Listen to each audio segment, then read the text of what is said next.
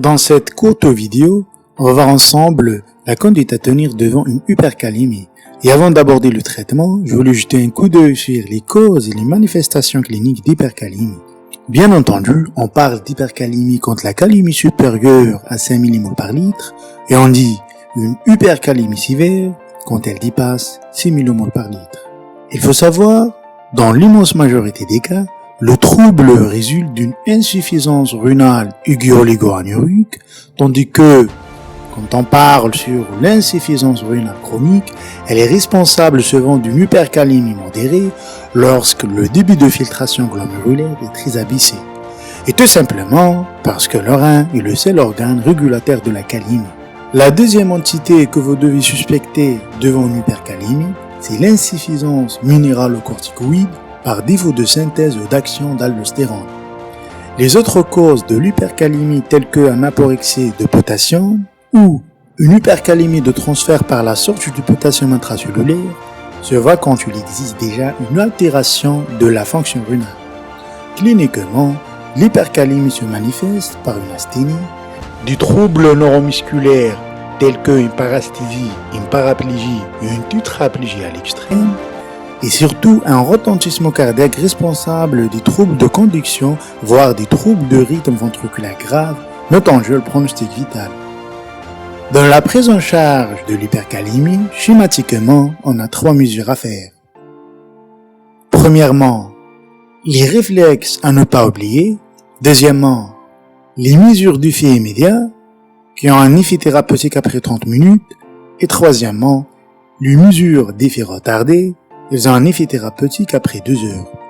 Les premiers réflexes que vous devez avoir devant une hypercalémie, c'est déjà l'éviction des aliments riches en potassium, comme les fruits secs, la banane, jus de fruits au chocolat.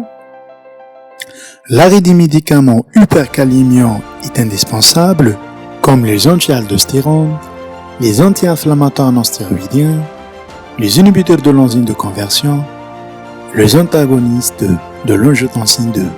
Les mesures d'effet immédiat. Premièrement, on a la cardioprotection. Afin d'éviter la survenue de troubles de rythme secondaires à l'hypercalémie, on préconise l'administration du calcium sous forme de gluconate de calcium. Il faut savoir que le gluconate de calcium n'agit pas sur la calémie, mais diminue l'hyperexcitabilité membranaire et donc ça protège le cœur. Deuxièmement, favoriser le transfert intracellulaire du potassium.